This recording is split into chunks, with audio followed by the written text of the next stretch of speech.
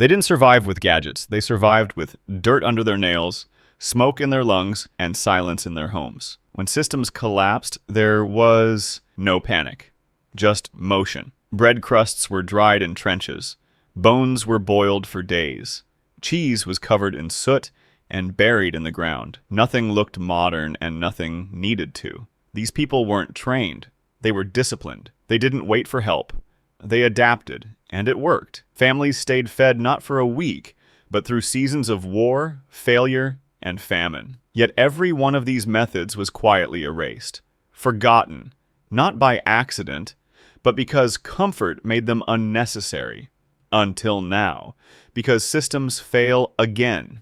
And this time, fewer remember what to do when the power stays off and the trucks don't come back. If even one of these forgotten survival methods shocks you, subscribe. The food didn't come from stores. It came from memory. Number 1. Vegetable storage. When the frost came and the ration lines thinned, the ground itself became the only place left to trust. Families without electricity, refrigeration, or steady supply chains relied on one thing to carry them through winter: the root cellar. Dug by hand beneath cottages, sheds, or hillside slopes, these underground chambers held more than just food.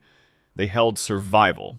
Potatoes, carrots, onions, and turnips were stacked in wooden crates, lined with straw, or spread across stone floors where the cold air stayed constant and damp. It wasn't a luxury. It was preserved by design. The cellar walls were built from rock, clay, or salvaged brick, offering insulation and darkness, two enemies of spoilage held at bay. Some had vents carved with hollow bamboo or tin tubes to allow airflow and stop rot. Families rotated their stores with discipline. The softest crops were eaten first. The sturdiest, like beets and hard onions, lasted into late spring.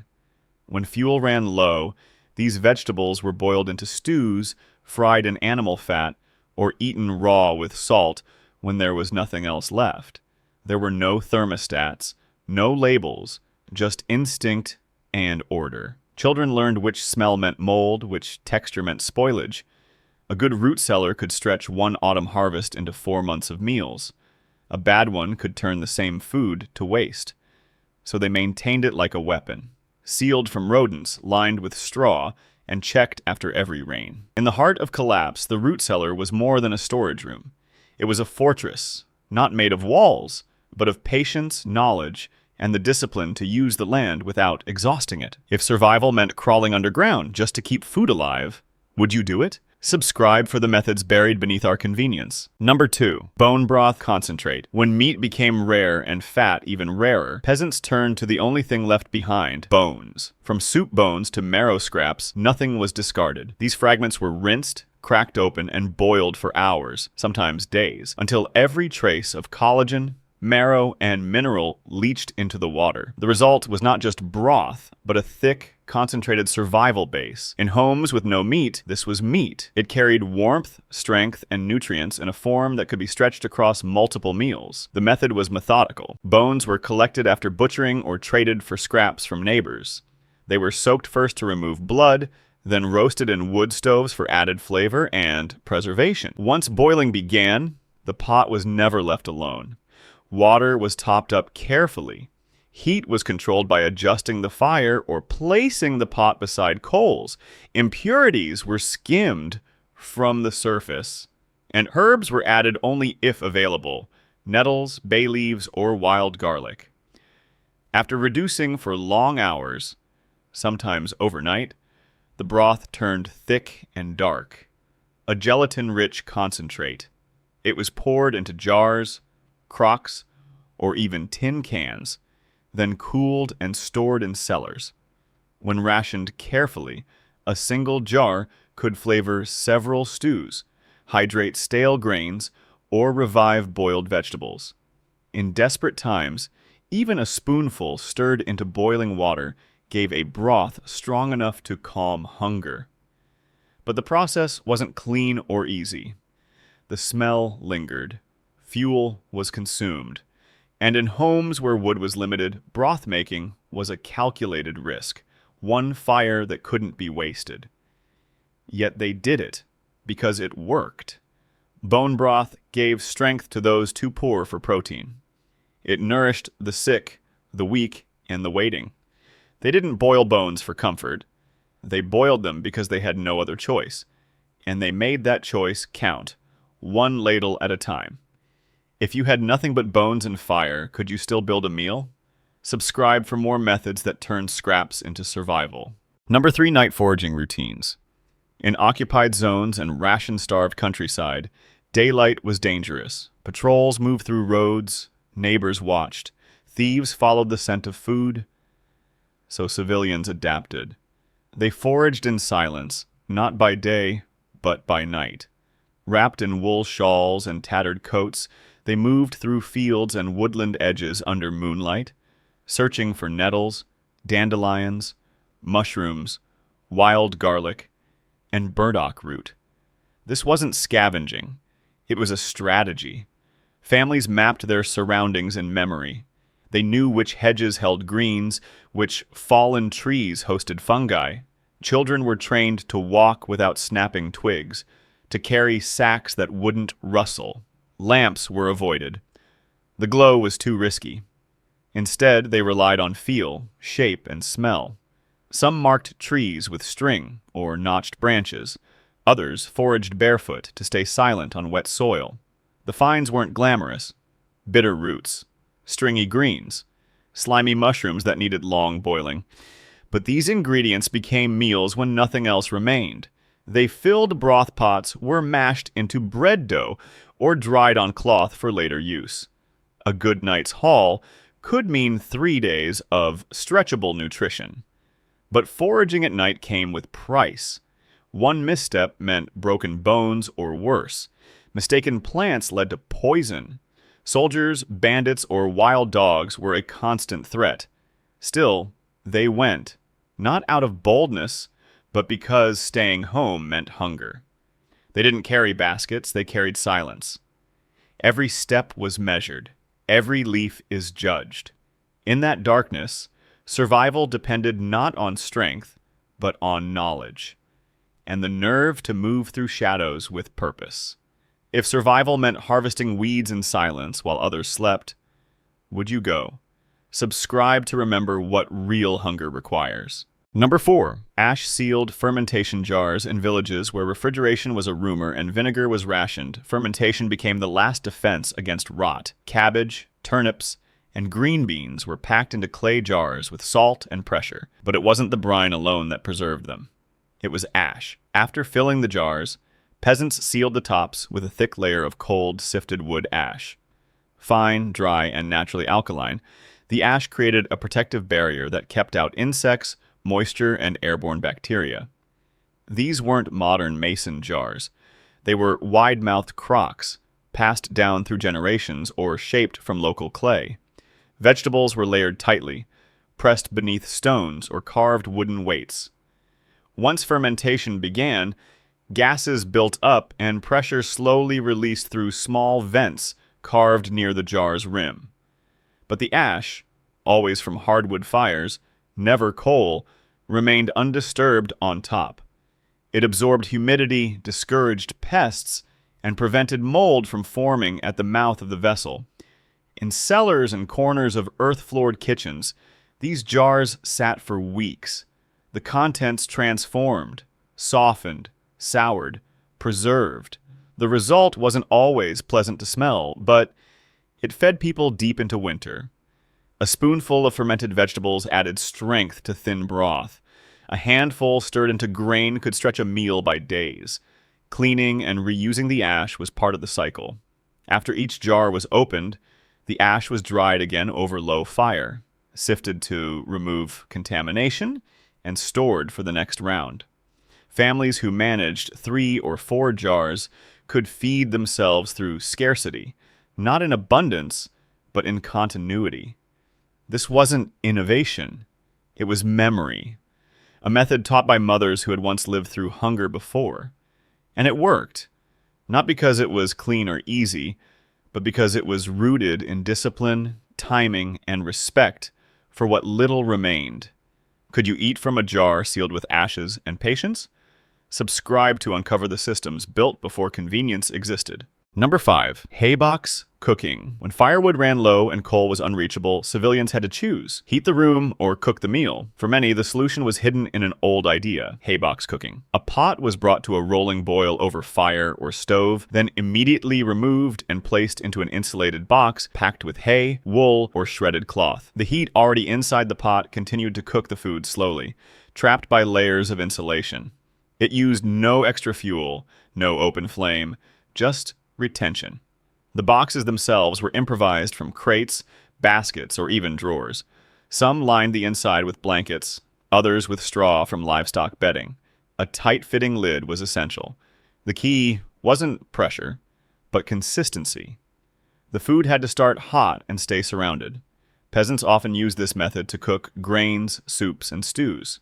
Barley, dried peas, or root vegetables softened completely over several hours in the retained warmth, while the family conserved firewood for washing or warmth. In homes where fuel was rationed to mere handfuls per day, haybox cooking became a central part of planning. Morning fires boiled the food, afternoon hayboxes finished it. Nothing was burned, nothing wasted. Some even added heated stones beside the pot to extend warmth longer.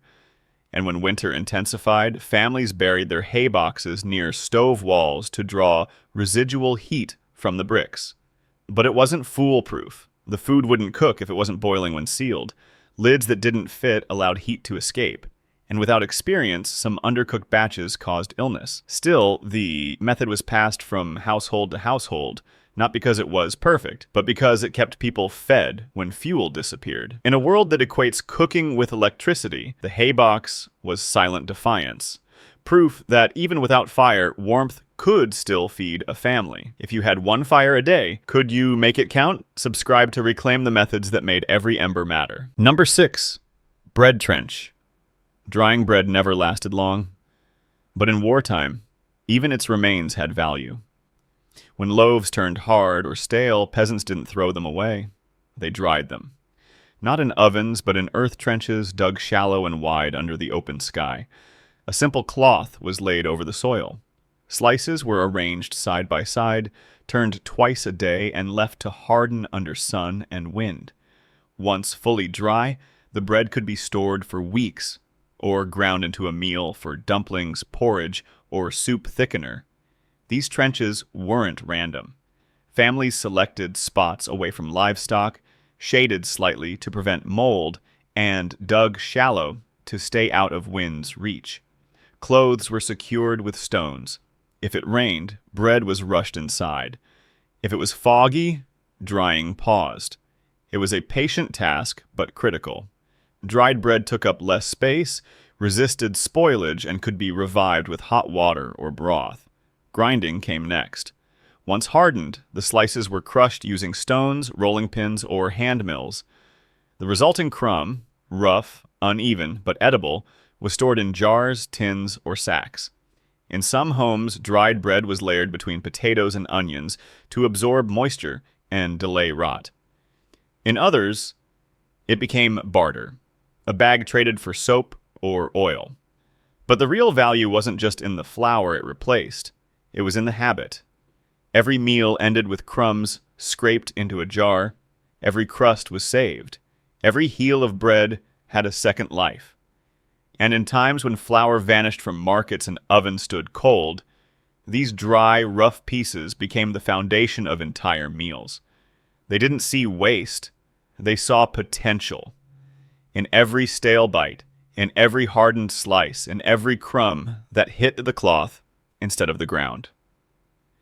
Could you feed your family with nothing but old bread and patience? Subscribe to learn the rituals that turn waste into survival. Number 7. Seed cake leftovers. When fats disappeared from shelves and meat was gone from plates, peasants turned to seeds not to eat, but to press. Sunflower, flax, and pumpkin seeds were ground and pressed using homemade screw presses or stones to extract oil. What remained was thick, pulpy residue known as seed cake, a byproduct most would overlook. But in wartime homes, it became food, pressed into patties, dried over cloth, or pan-heated on cast iron. These seed cakes carried just enough protein, fiber, and residual fat to hold back hunger. The process was gritty. Seeds were crushed between boards, layered in cloth and squeezed under bricks or metal weights.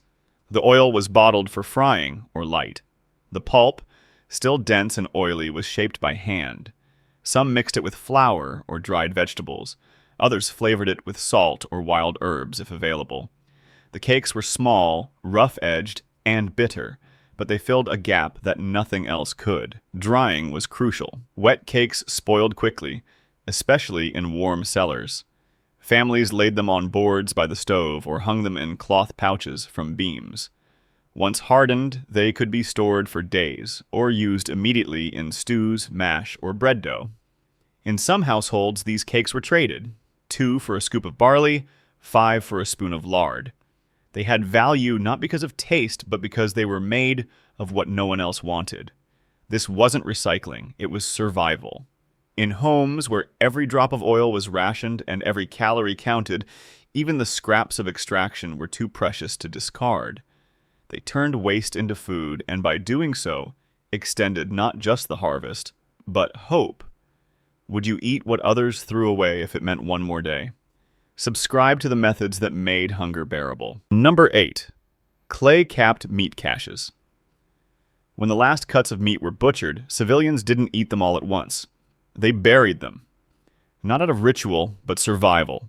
Clay-capped meat caches became one of the most effective ways to store protein without ice, saltpeter, or refrigeration. Meat, once lightly smoked or salted, was packed into clay jars, sealed with natural wax or rendered fat, and buried beneath soil where the temperature held steady and the pests couldn't reach. The clay was the key. Thick, heavy, and airtight, once hardened, it created a natural barrier against moisture, heat, and bacteria. Some families used jars passed down from older generations.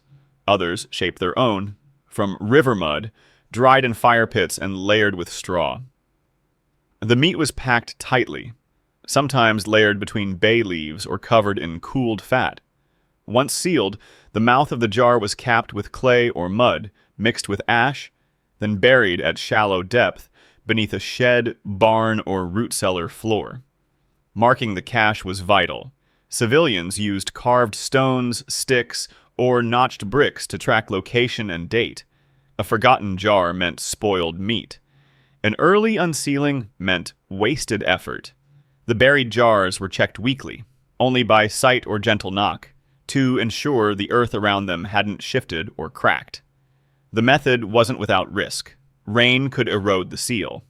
Improper sealing let in mold, and if the cache was found by animals, or worse, by desperate neighbors, nothing remained.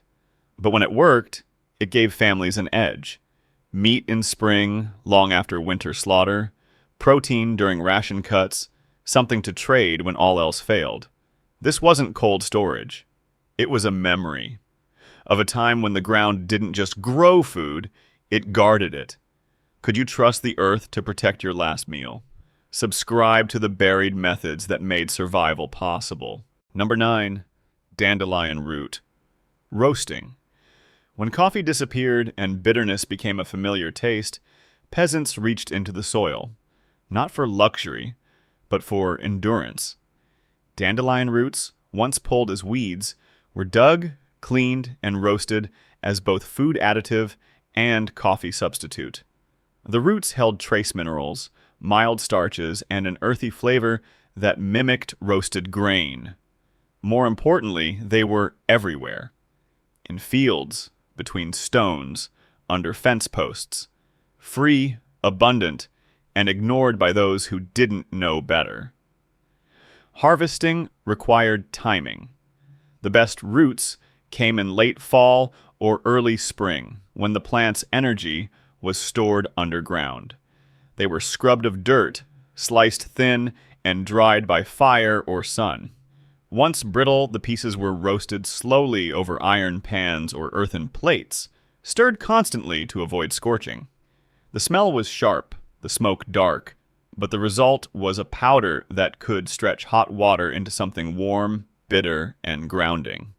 Civilians brewed it as drink, added it to flatbread for weight, or mixed it with crushed grains to form a filler mash. It didn't energize like coffee, but it was comforting. It created a routine.